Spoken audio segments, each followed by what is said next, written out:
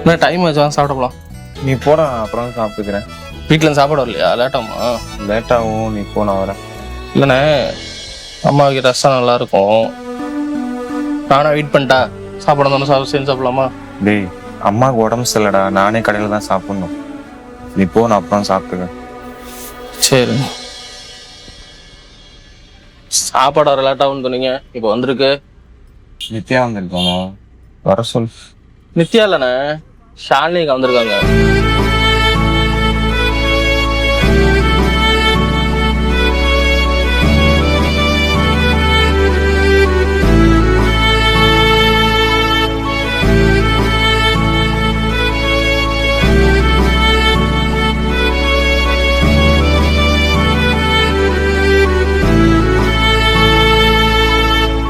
எவ்வளோ வேணாலும் என்கிட்ட கோவப்படுங்க, என்னை திட்டுங்க, என்கிட்ட பேசாம கூட இருங்க. ஆனா சாப்பிடாம மட்டும் இருக்காதீங்க.